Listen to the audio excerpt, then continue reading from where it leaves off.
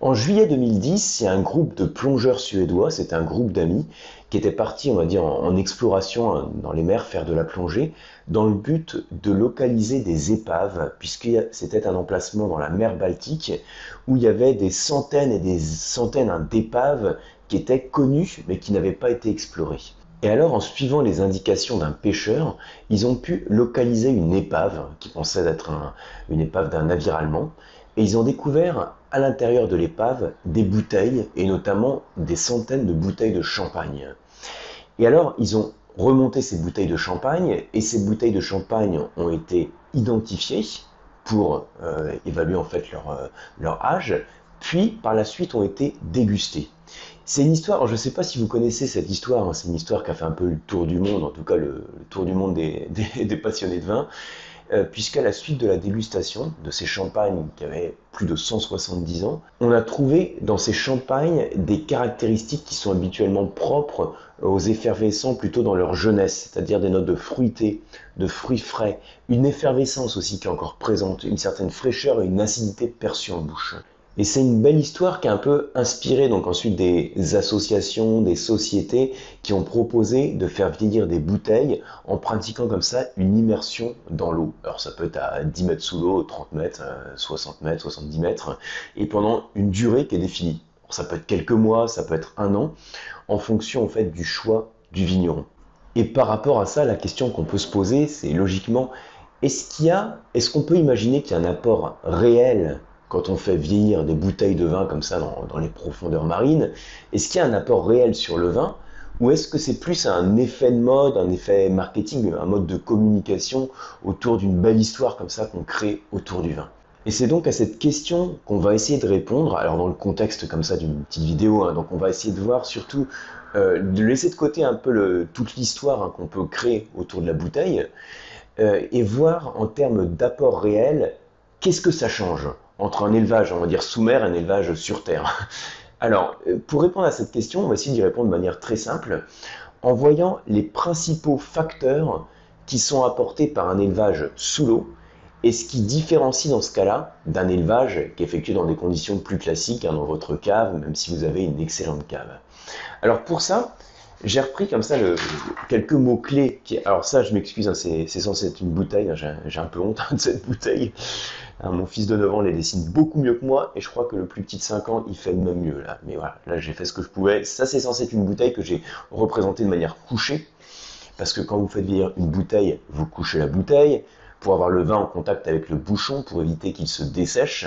Voilà, donc vous stockez votre vin comme ça dans votre cave. Et alors, une bonne cave, donc là je ne parle pas des profondeurs marines, on essaye de voir quelques facteurs comme ça qui jouent sur l'évolution du vin. Une bonne cave, il y a quelques facteurs clés qu'on va attendre de cette cave. Et tous les facteurs clés que je vais vous citer, ils ont un point commun, c'est qu'ils permettent une évolution lente du vin. Et ça, vous savez, c'est une phrase que je répète souvent, c'est qui vieillit lentement vieillit bien. C'est notamment vrai pour le vin.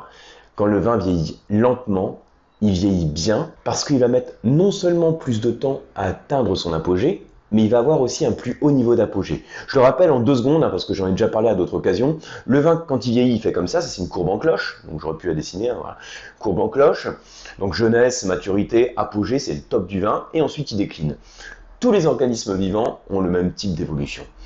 Quand on fait vieillir lentement la bouteille de vin, on va avoir une courbe différente. Ça reste une courbe en cloche, mais au lieu d'avoir une courbe qui va être comme ça, on va avoir une courbe qui va mettre plus de temps à atteindre son apogée, et surtout qui va avoir un niveau d'apogée qui va être plus haut. Donc c'est-à-dire qu'on arrive à amener la bouteille vers un meilleur niveau de qualité, un meilleur niveau d'apogée dans son vieillissement, même s'il met plus de temps pour l'atteindre. Donc qui vieillit bien, enfin qui vieillit lentement, vieillit bien. Et il y a quelques facteurs clés sur lesquels j'insiste ici. Donc la température, l'hygrométrie, l'obscurité. Donc la température, vous le savez que une bonne cave, bonne condition de garde, c'est une température fraîche et surtout constante. Il ne faut pas qu'il y ait de pic de température, pas une température qui passe de 10 degrés à 25 degrés par exemple, mais une température fraîche toute l'année. Alors est-ce que c'est 12 degrés, 13 degrés, 14 degrés, 15 degrés? La température précise, tant qu'on est autour de 14 degrés, c'est pas le plus important. Ce qui est important, c'est qu'elle soit stable et fraîche. L'autre facteur qui joue, c'est l'hygrométrie. Donc l'hygrométrie, c'est le taux d'humidité que vous avez dans la cave, qui est important également. Ça permet de conserver notamment le bouchon, qui est un petit peu l'organe de respiration de la bouteille. Comme nous, notre organe de respiration, c'est notre nez, la bouteille respire. Il faut vraiment la voir comme un produit vivant qui évolue au cours du temps. C'est un produit vivant qui évolue au cours du temps. Et donc, il respire par son nez. Et son nez, c'est son bouchon. Et quand il fait trop sec, le bouchon se dessèche et les échanges gazeux qui se font entre le vin et l'air ne sont plus aussi optimales. Donc on vise toujours une hygrométrie entre 70 degrés et 75 degrés. Là encore, le taux précis, c'est pas extrêmement important. Ce qui est important, c'est que ce soit un bon niveau d'hygrométrie et qu'il soit stable. Et ensuite, je vous ai mis aussi le facteur obscurité. L'obscurité, c'est important parce que l'apport de la lumière, les ultraviolets apportés par la lumière, notamment la lumière du soleil, vont favoriser les réactions d'oxydation du vin et favoriser son évolution. Il va donc évoluer plus vite. Donc ça, c'est des facteurs qui font une bonne cave. Je ne rentre pas plus en détail dessus. Et si maintenant je reviens donc au sujet de cette vidéo, qui sont sous les mers, les profondeurs marines, comment ça joue sur l'ensemble de ces facteurs. Je reprends le premier facteur température. On dit parfois, quand on a une cave, que plus on mesure la qualité d'une cave au nombre de marches qu'on a pour l'atteindre, pour les caves comme ça en sous-sol. Je ne vais pas très bien formuler, mais vous voyez l'idée.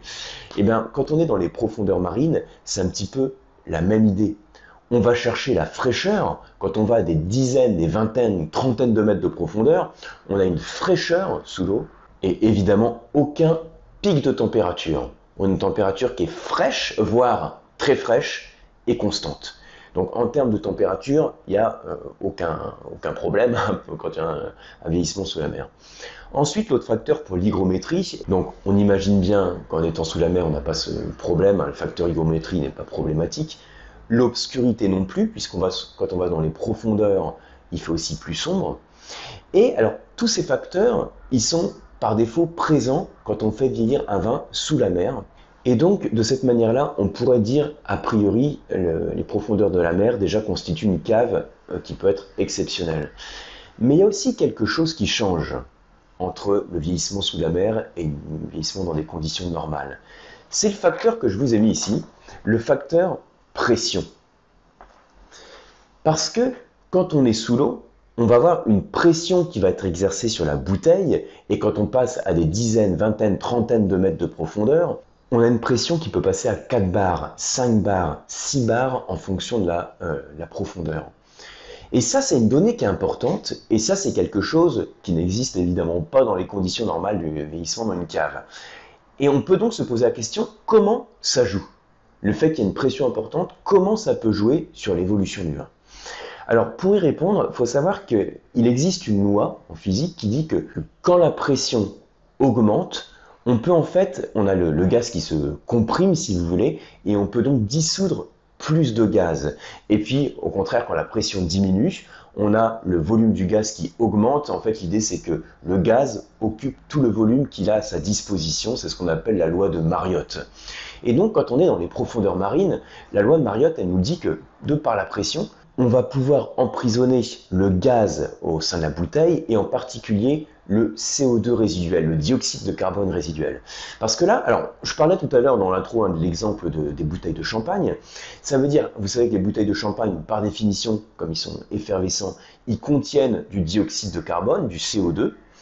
Et on peut imaginer donc les bouteilles comme ça qui sont en profondeur, on va avoir le CO2 résiduel qui va être complètement emprisonné dans la bouteille, qui ne va pas pouvoir s'échapper. Alors que quand j'ai une quille de champagne dans ma cave et que j'attends 10 ans, 15 ans, 20 ans ou au-delà, je vais avoir logiquement des échanges gazeux qui se font, et donc le CO2 résiduel va disparaître. Je ne sais pas si vous avez déjà ouvert une vieille bouteille de champagne que vous aviez dans votre cave.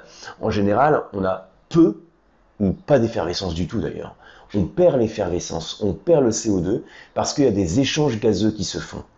Quand on est dans les profondeurs marines, on peut dire que les échanges gazeux ne peuvent pas se faire et que ce CO2 reste emprisonné dans la bouteille. Mais ça va plus loin aussi que le simple champagne. Dans tous les vins, même dans les vins tranquilles, c'est-à-dire les vins qui n'ont pas de bulles, sachez qu'on a du CO2 qui est dissous. Puisque le CO2, en fait, il vient de la fermentation alcoolique. Vous vous souvenez, la fermentation alcoolique, c'est le sucre du raisin qui donne de l'alcool. et ça s'accompagne d'un dégagement de dioxyde de carbone. Donc c'est-à-dire qu'avant de mettre un vin tranquille en bouteille, il est soutiré plusieurs fois pour éliminer en partie son CO2, en tout cas pour que la plupart du temps, il ne soit pas perceptible en bouche. Mais il y a quand même du CO2 résiduel qui est présent dans le vin et qui contribue à son évolution. Et alors, quand on a une bouteille comme ça qui est sous la mer, on a le CO2 résiduel qui reste emprisonné, et ce CO2 résiduel, non seulement il contribue à l'évolution du vin, à la création de certains composés aromatiques, mais aussi il protège le vin, parce que le CO2, il est bactériostatique, c'est-à-dire que les bactéries qu'il y a dedans, les bactéries ne peuvent pas se développer dedans en fait. Donc ça évite au vin de s'altérer, donc c'est une manière de le protéger. Et en plus, le fait qu'il ait du dioxyde de carbone, ça peut favoriser la synthèse de certains composés aromatiques qu'on n'aurait pas dans des conditions normales de vieillissement. Et donc, vous voyez que finalement, on ajoute une condition, aux 3 conditions clés dont j'ai parlé, on ajoute une condition qui est inédite et très atypique, et qui peut jouer sur une très lente évolution du vin et qui permet de préserver le plus longtemps possible les caractéristiques de fraîcheur et de jeunesse du vin. Alors, suite à ce constat, il y a donc, je vous le disais tout à l'heure, des associations, des sociétés qui proposent ça. Il y a des vignerons qui tentent l'expérience, donc qui vont faire vieillir leurs bouteilles. Ça peut être en Bretagne, ils font ça, dans le Pays Basque également. Et sachez qu'il y a aussi des expériences qui vont au-delà, où on va pas seulement faire vieillir le vin dans l'eau, donc c'est pas seulement la phase d'élevage, c'est aussi la phase de vinification. Donc de vinification, c'est quand on a l'opération clé de la fermentation alcoolique. Parce que quand on est dans des fortes conditions de pression et qu'on va faire cette fermentation alcoolique, mis à part le fait que le travail de la levure peut être plus lent avec la fraîcheur qu'on a dans les conditions de travail de la levure, on peut aussi avoir le métabolisme de la levure qui est différent avec les conditions de pression qu'on a, et donc la synthèse de composés aromatiques différents. Donc voilà, ce sont des expériences de toute façon intéressantes. J'ai prévu aussi de déguster avec vous sur ces vidéos une bouteille de vin élevé sous mer, et puis qu'on voit un peu ensemble comme ça les caractéristiques. Si vous avez dégusté ce type de bouteille, n'hésitez pas à en faire part dans les commentaires, ça sera intéressant de le partager avant qu'on déguste une de ces bouteilles ensemble ici. J'espère que vous avez appris des choses, que ça vous a permis de découvrir ou de redécouvrir ce type d'élevage. Comme toujours, si la vidéo vous a plu, merci de la partager, de la liker. Et on se retrouve dans mes mails que je vous envoie pratiquement tous les jours. Ce sont des mails avec des ressources pédagogiques, des infographies et différents outils pour progresser dans le vin. Donc si vous n'êtes pas encore inscrit, c'est le premier lien en description. Je vous dis à très bientôt et merci pour votre fidélité.